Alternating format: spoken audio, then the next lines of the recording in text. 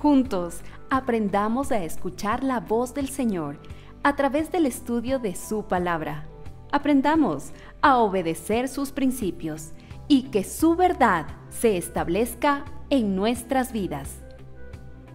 Bienvenidos a un discipulado en línea de la Iglesia Cristiana Dios es Fiel.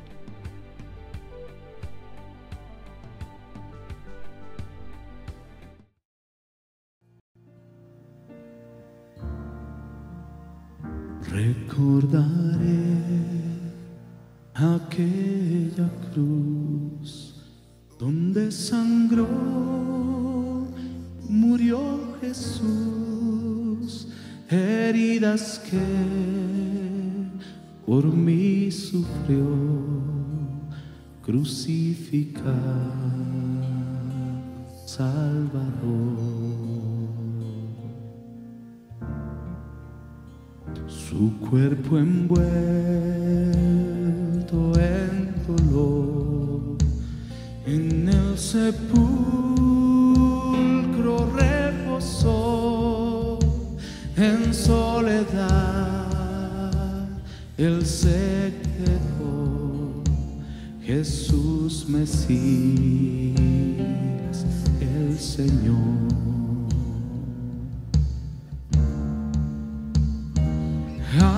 Alabaré al Señor mi Dios, tu nombre yo proclamaré, eternamente te cantaré, Señor, Señor mi Dios. Pero al tercer amanecer, un gran estruendo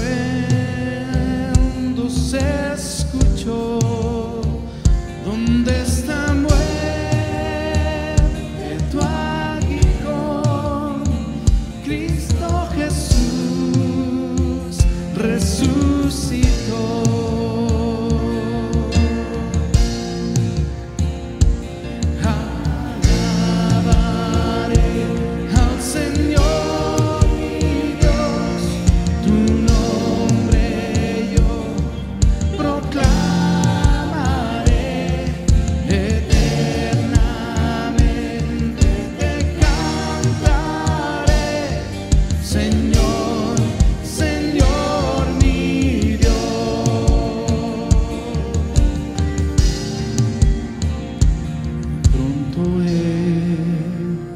Regresará, su rostro resplandecerá, en su presencia estaré y cara a cara le veré.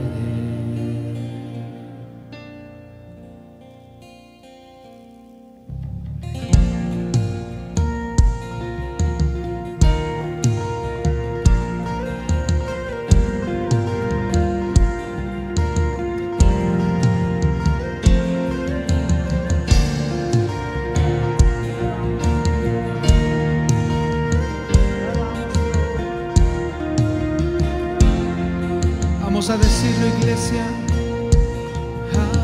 Alabaré al Señor mi Dios, tu nombre yo proclamaré, eternamente te cantaré, Señor, Señor mi Dios.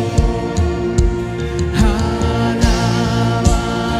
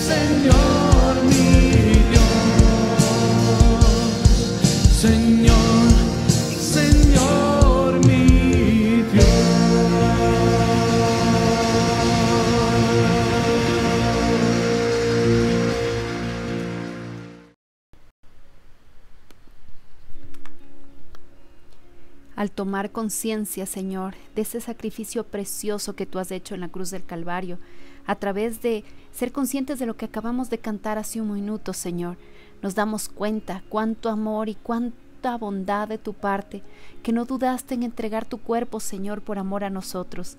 Y el día de hoy, nosotros como hijos tuyos podemos honrarte, alabarte, agradecerte por todo. Tú no nos has dejado después de ser salvados a la suerte. Más bien sabemos que nuestras vidas están aseguradas en tus preciosas manos. Y mientras nos permitas estar en esta tierra, Señor, sabemos que desde el primer rayo de sol, cada aliento que reciben nuestros pulmones, Señor, cada pensamiento, cada cosa que nos permites hacer es porque a ti te ha placido darnos el don, el regalo de la vida. Y con ello, Señor, todas las cosas, entre cosas buenas, retos, dificultades. Pero eres tú, Señor, el que nos levanta, el que nos sostiene. Por eso entregamos nuestra vida misma a ti. Y lo hacemos, Señor, como una ofrenda grata de alabanza y de adoración a tu santo nombre.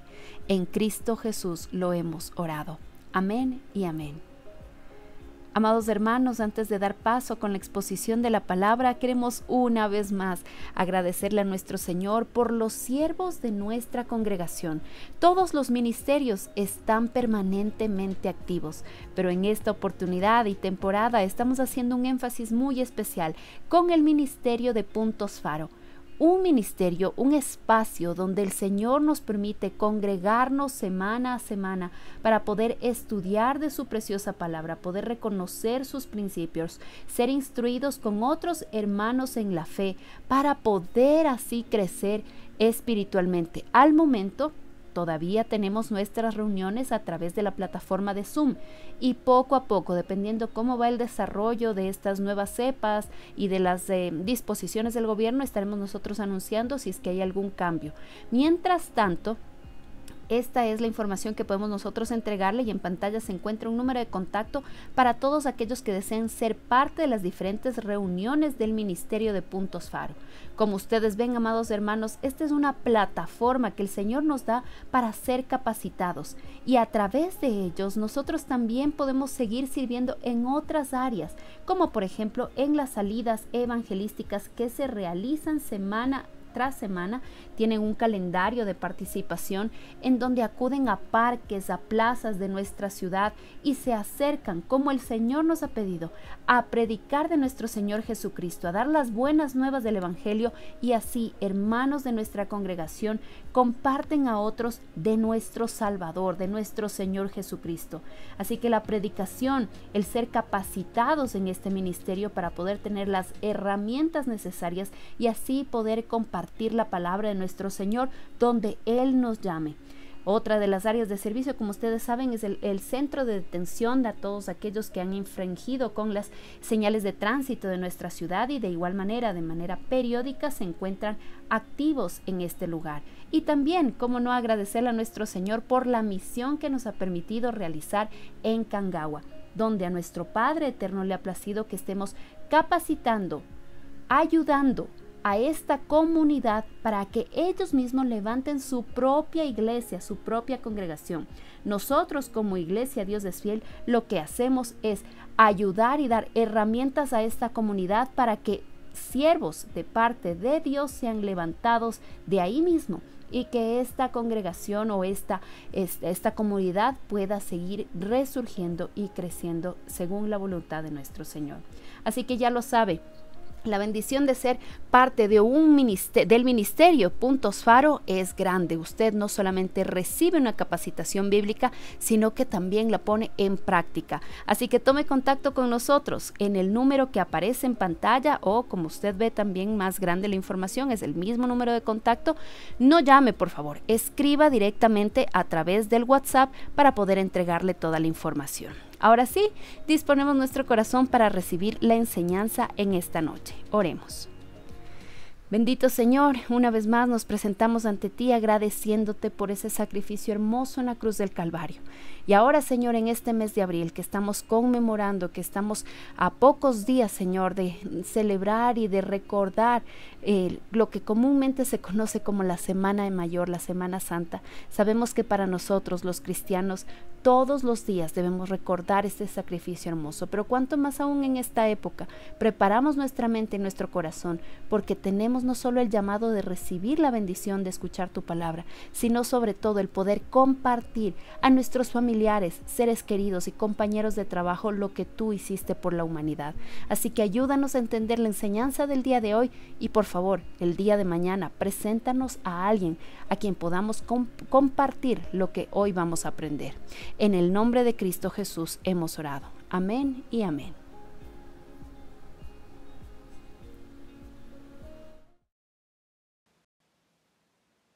Amados hermanos, muy buenas noches. Continuamos con esta serie de mensajes reflexionando los eventos previos a la crucifixión. Y es por eso que con este ánimo de reflexionar ponemos nuestro corazón, ponemos nuestra mente y nos enfocamos en lo que la palabra del Señor nos muestra a través de los evangelios del día de hoy.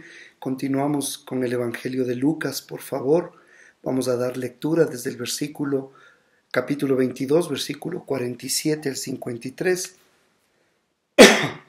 Lucas capítulo 22, versículo 47 al 53 dice: Mientras él aún hablaba, se presentó una turba. Recuerde que había salido del huerto de Getsemaní, ese fue el mensaje del día de ayer. Mientras él aún hablaba, se presentó una turba, y el que se llamaba Judas, uno de los 12, iba al frente de ellos, y se acercó hasta Jesús para besarle. Entonces Jesús le dijo: Judas, ¿con un beso entregas al Hijo del Hombre? Viendo los que estaban con él lo que había de acontecer, le dijeron: Señor, ¿heriremos a espada? Y uno de ellos hirió a un siervo del sumo sacerdote y le cortó la oreja derecha. Entonces respondiendo Jesús dijo: Basta ya, dejad, y tocando su oreja le sanó. Y Jesús dijo a los principales sacerdotes, a los jefes de la guardia del templo y a los ancianos que habían venido contra él: Como contra un ladrón habéis salido con espadas y palos, habiendo estado con vosotros cada día en el templo, no extendisteis las manos contra mí, mas esta es vuestra hora y la potestad de las tinieblas.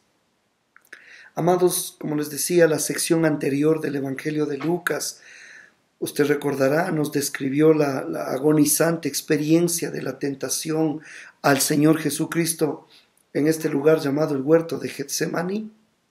En esta escena, el varón de dolores enfrentó otra experiencia profundamente dolorosa, lo habíamos visto, ser traicionado ahora en manos de sus enemigos por uno de sus discípulos. La narración de este acontecimiento es tan dramática, trágica y al final triunfante que aparece en cada uno de los 4 evangelios. El sábado anterior, 6 días antes de esta escena en el huerto de Getsemaní, Jesús llegó a Betania, una pequeña aldea exactamente al oriente de Jerusalén. Había pasado la noche allí, lo más probable en casa de sus amigos, María, Marta y Lázaro de Betania. Y el domingo había enseñado a las muchas personas que acudieron allí para verlo. El lunes vio su entrada triunfal en Jerusalén cuando fue aclamado como el Mesías por parte de esta multitud voluble, doble ánimo, que el viernes precisamente estaría pidiendo a gritos su sangre: crucifícale, crucifícale. Pero bueno, el martes Jesús regresó a Jerusalén desde el Monte de los Olivos, donde pasó cada noche con los apóstoles en aislamiento y seguridad.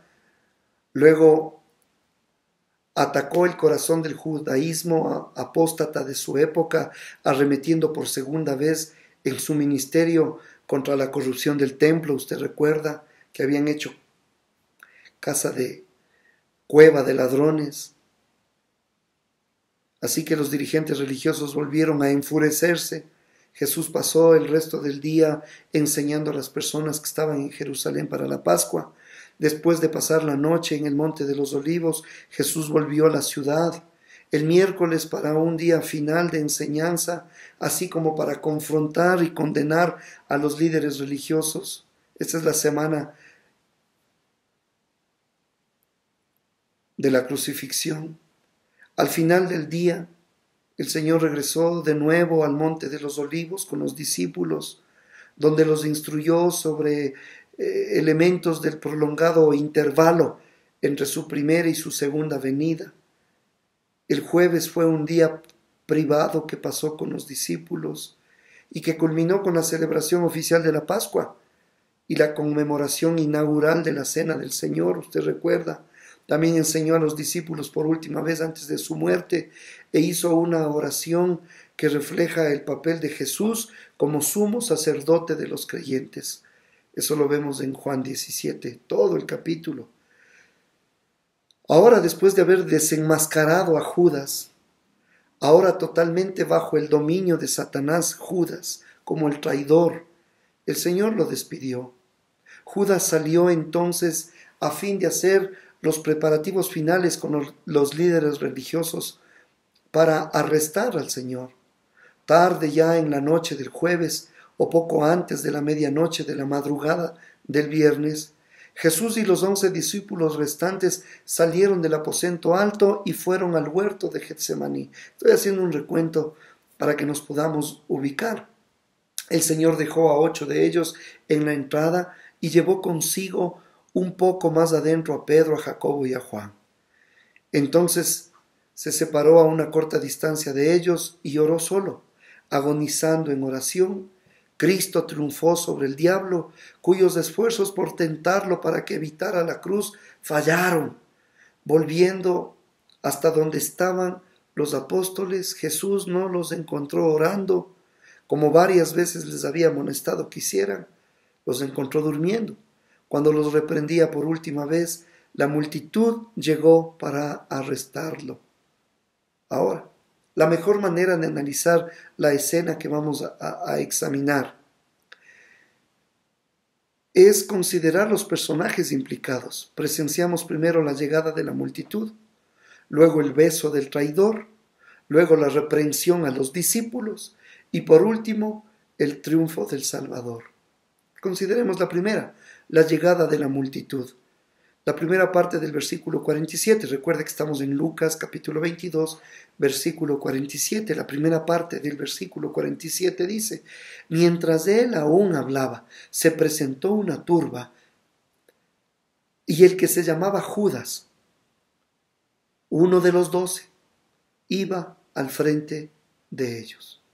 Amados, mientras Jesús aún hablaba a los discípulos y los reprendía por dormir cuando tenían que haber estado orando, se presentó una turba, dice, con Judas al frente como su guía. Imagínense, cada uno de los 3 evangelios sinópticos relata esta abrupta transición de ese solitario tiempo de Cristo en oración, y ahora de pronto este enorme grupo de personas que vienen a arrestarlo.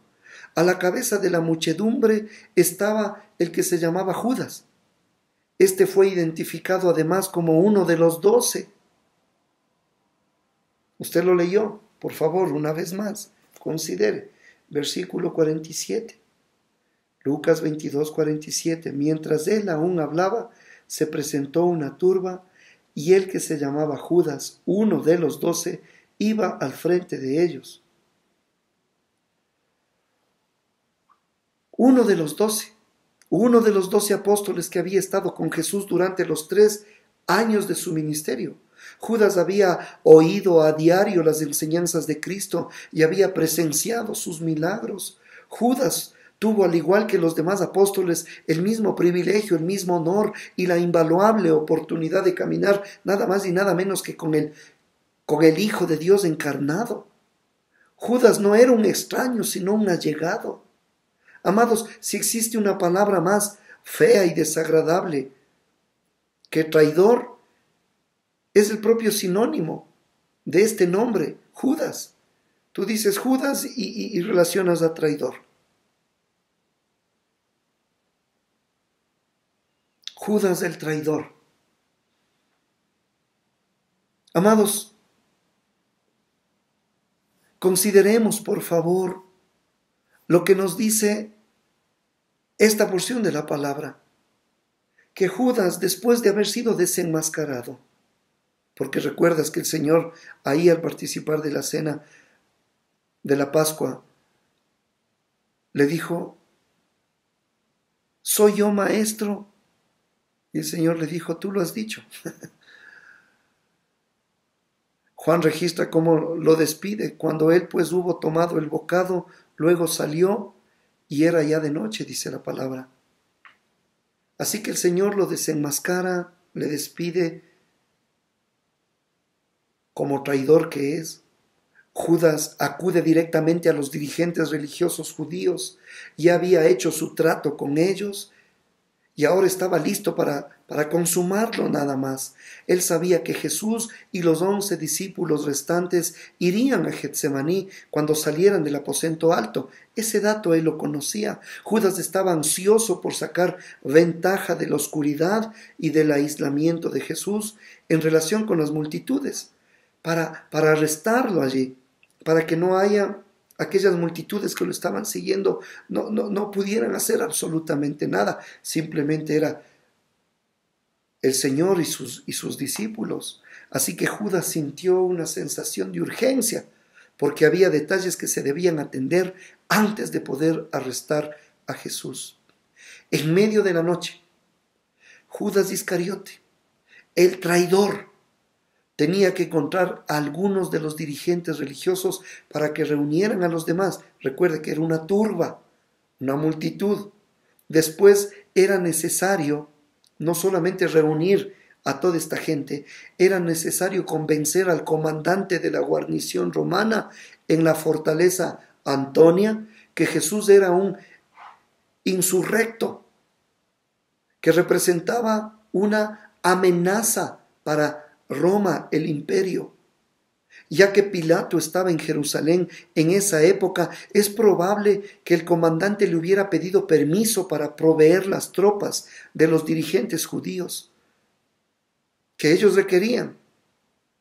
Por último, todos tenían que entrar en Getsemaní, identificar a Jesús y capturarlo antes que pudiera escapar. La turba constaba de varios grupos, inclusive los que se enumeran en el versículo 52.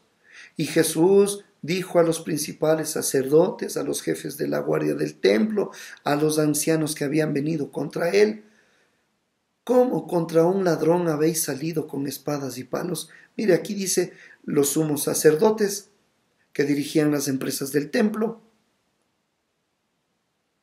la actividad del templo.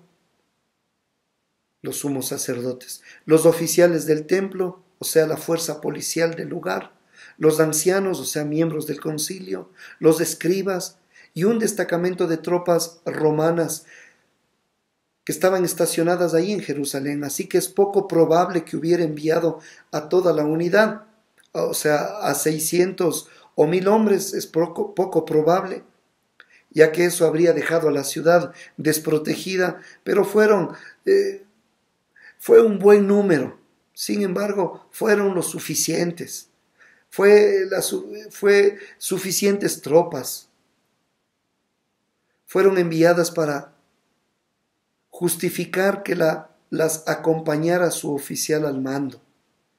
Siempre sensibles a la amenaza de insurrección, especialmente como ya se indicó en la Pascua, los romanos llegaron con fuerzas abrumadoras, armados y listos para enfrentar cualquier levantamiento, cualquier insurrección. Así que ahora cuando les dicen tenemos que ir a apresar a un insurrecto, ellos estaban dispuestos. Ahí van, portando linternas, antorchas, las luces no eran necesarias para guiarlos a Getsemaní, ya que había luna llena, era en la época de la Pascua.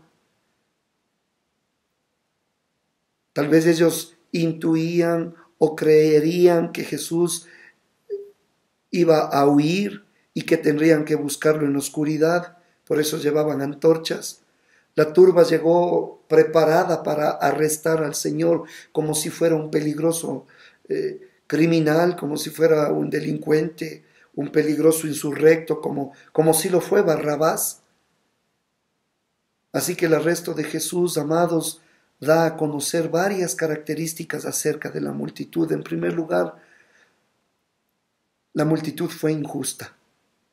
Cristo no había cometido ningún crimen, ni contra Dios, ni contra el judaísmo, ni contra el César. Sin embargo, esta turba estaba conformada por asesinos, injustos, inicuos, perversos, exactamente como su padre el diablo. Segundo, la turba también era insensata. La mayoría no tenía motivos legítimos para odiar al Señor Jesucristo. Él había sanado enfermos, había alimentado a pobres, echado fuera demonios, resucitado muertos, había enseñado la verdad del reino de Dios, había confirmado su gloria, su ley y su palabra. Pero la mayor parte de la turba fue seducida por el odio de los dirigentes. ¡Ay, Señor! ¿Cómo se repite la historia hasta el día de hoy? Las multitudes son inyectadas con odio, de odio. ¿Sí? ¿Por quién? Por los dirigentes. Tercero, la multitud era cobarde. Llegaron totalmente armados para atrapar a un humilde Galileo, quien estaba desarmado e indefenso. Una conciencia culpable hace a un cobarde. La maldad teme poder conseguir lo que merece.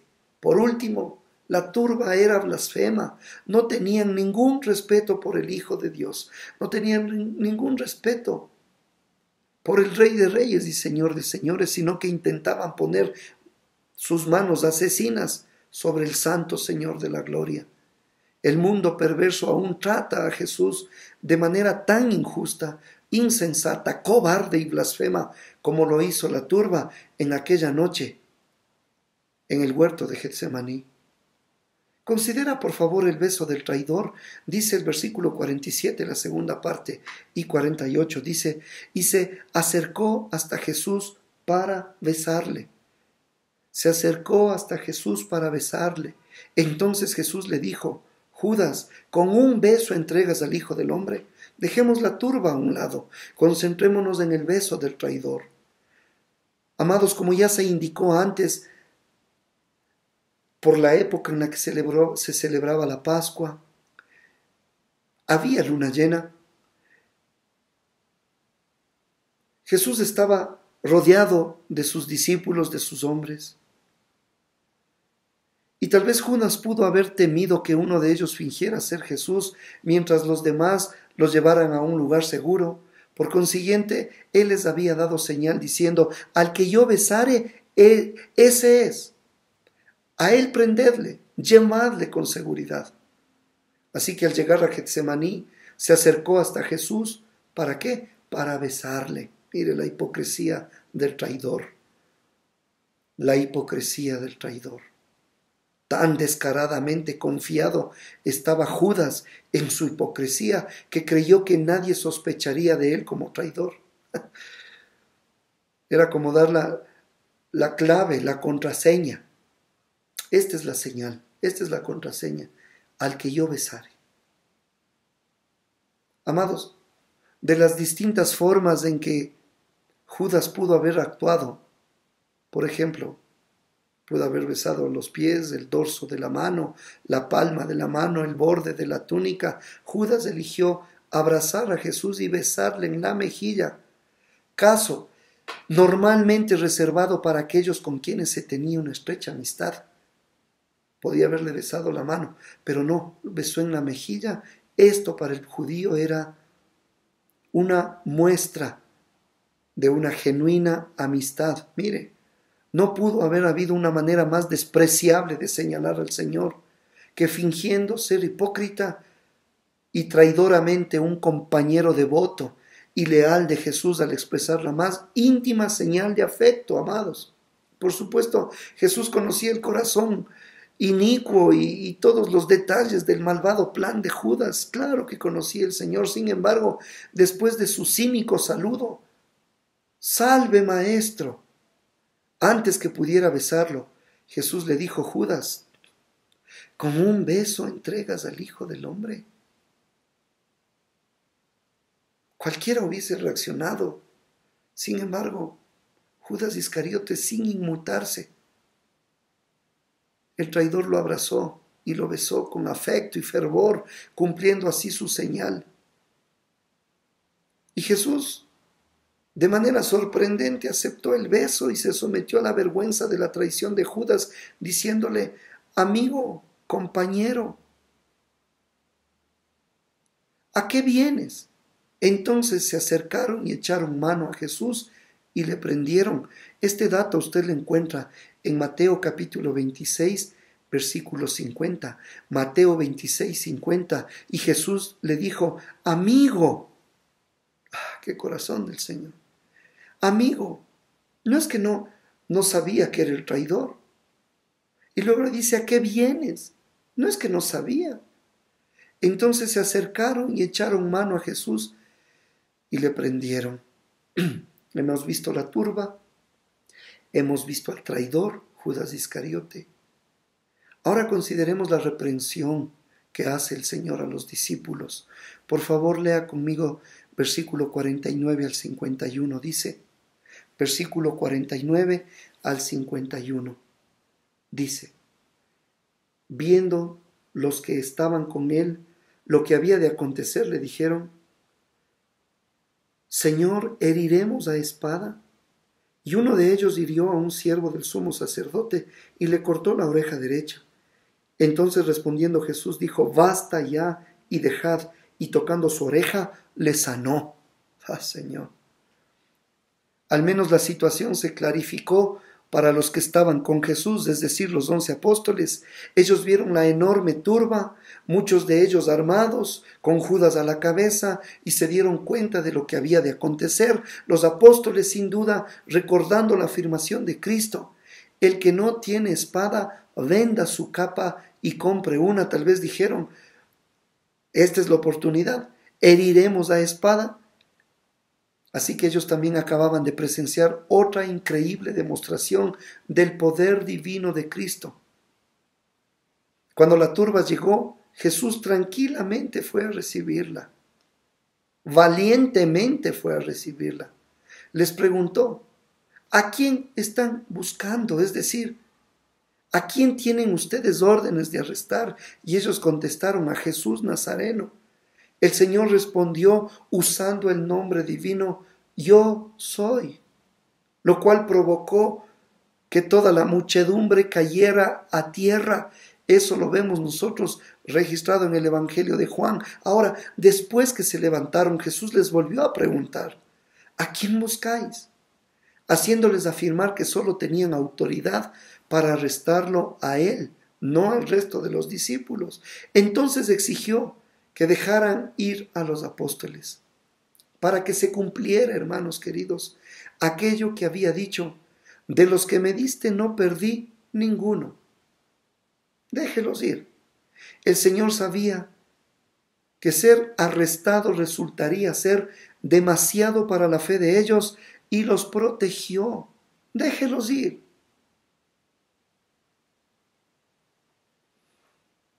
«Señor», preguntaron los discípulos, ¿heriremos a espada?». Impetuoso como siempre, Pedro no esperó la respuesta del Señor, como muchos de nosotros, sino que lanzó un ataque individual sobre el destacamento. Y Pedro hirió a un siervo del sumo sacerdote, su nombre Malco, quien sin duda se hallaba en primera fila al lado de su amo. Pedro apuntó sin éxito a la cabeza y solo pudo cortarle la oreja derecha. Porque te aseguro que no es que quería cortarle la oreja derecha, sino volarle la cabeza. No obstante, el reino de Cristo, nuestro Señor, no es de este mundo. No, Por tanto, sus discípulos no debían pelear para protegerlo. Al instante el Señor detuvo el acto heroico de Pedro con la severa reprimenda: basta ya, dejad. Entonces, de manera misericordiosa, usted lo leyó, tocando la oreja de este hombre llamado Malco, le sanó. A continuación dio 3 razones para detener la batalla y reprender a Pedro. En primer lugar, porque todos los que tomen a espada perecerán, le dijo. Todos los que tomen a espada perecerán. La resistencia armada puede resultar fatal, puesto que matar era un delito sancionado con la pena de muerte. Jesús confirmó el principio bíblico de la pena capital y afirmó que el gobierno tiene el derecho de quitar las vidas de aquellos que cometen asesinatos. Usted recuerde, era prohibido. No matarás. Segundo, la resistencia armada también es una ridiculez. El Señor aclaró: ¿acaso piensas que no puedo ahora orar a mi Padre y que Él no me daría más de 12 legiones de ángeles? Pues ¿para qué las espadas? Ya que un solo ángel mató, usted recuerda ahí en Segunda de Reyes, mató a 185,000 asirios. Un solo ángel. Y el Señor dijo: ¿acaso piensas que no puedo ahora orar a mi Padre y que Él no me daría más de 12 legiones de ángeles? Señor, el poder de las decenas de miles de ángeles que nuestro Señor Jesucristo pudo haber convocado sería inconcebible, inimaginable. Él no necesitaba ninguna ayuda de parte de los apóstoles y peor de sus 2 pequeñas espadas. Por último, la intervención armada de los apóstoles hacía caso omiso a la necesidad de que las profecías del Antiguo Testamento relacionadas con la muerte de Cristo se cumplieran. Todo tenía que cumplirse. Así que después del reproche del Señor, en cumplimiento de otra profecía del Antiguo Testamento con relación a su muerte, todos los discípulos, dejándole, huyeron. Esto ya estaba profetizado en Zacarías capítulo 13, versículo 7. Zacarías capítulo 13, versículo 7. Dice: hiere al pastor y serán dispersadas las ovejas. Y serán dispersadas las ovejas, ahí estaban sus discípulos, y haré volver mi mano contra los pequeñitos. En el ámbito humano, el fracaso de ellos en velar y orar los había dejado sin poder para hacer frente al sufrimiento inminente. No estaban equipados, no estaban preparados, pues no habían velado y no habían orado. Por último, consideremos el triunfo del Salvador. Por favor, versículo 52 en adelante dice, versículos 52 y 53 dice, veamos el triunfo del Salvador. Y Jesús dijo a los principales sacerdotes, a los jefes de la guardia del templo y a los ancianos que habían venido contra él: como contra un ladrón habéis salido con espadas y palos. Habiendo estado con vosotros cada día en el templo, no extendisteis las manos contra mí, mas esta es vuestra hora y la potestad de las tinieblas. Amados, después de que los discípulos huyeron, Jesús confrontó a los principales sacerdotes, a los jefes de la guardia del templo, a los ancianos que habían venido contra él, preguntándoles: como contra un ladrón habéis salido con espadas y palos. Habiendo estado con vosotros cada día en el templo, no extendisteis las manos contra mí. Si él hubiera sido la peligrosa amenaza y rival para el César de eso es lo que le acusaban, ¿por qué no lo arrestaron antes durante la semana? La respuesta es que temían la reacción del pueblo. Solamente en el oscuro y aislado lugar del huerto de Getsemaní, con una fuerza opresora que los acompañaba, se atrevieron estos cobardes a arrestarlo. Jesús ofreció entonces el motivo para que no pudieran atraparlo hasta este momento. ¿Cuál era ese motivo? Dice: esta era la hora. Esta era la hora que Dios había ordenado de manera soberana, que solamente en la potestad del Señor había determinado. A lo largo de la historia siempre ha habido personas que, al igual que la multitud, rechazan a Jesús. También a lo largo de la historia ha habido falsos discípulos, al igual que Judas, que por fuera profesan afecto y lealtad al Señor, pero por dentro lo odian. Incluso otros, como los 11 apóstoles. Todavía hay el día de hoy aquellos que lo amamos verdaderamente, pero que muchas veces somos débiles o inestables. Sin embargo, encumbrándose sobre todos ellos está el Salvador triunfante, quien se entregó a sí mismo en manos de pecadores y voluntariamente bebió la copa del sufrimiento.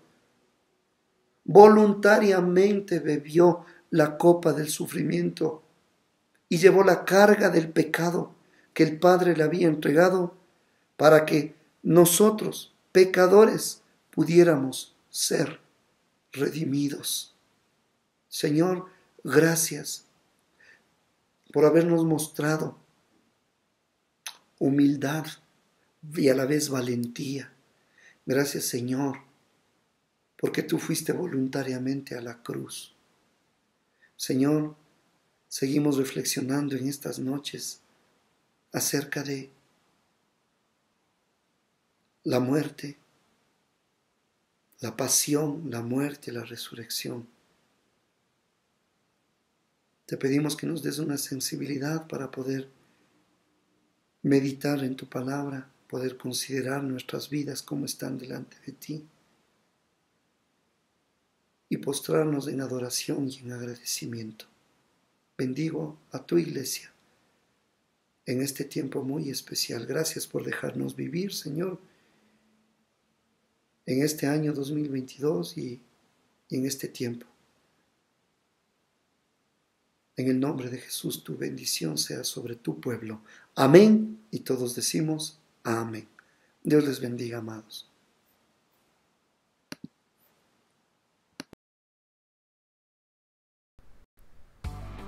Este fue un discipulado en línea de la Iglesia Cristiana Dios es Fiel. Esperamos que este tiempo haya sido de edificación para su vida. Gracias por habernos acompañado y por compartir este mensaje con otros. Si necesita ayuda o más información, no dude en contactarnos. Será para nosotros un privilegio servirlos. Dios los bendiga.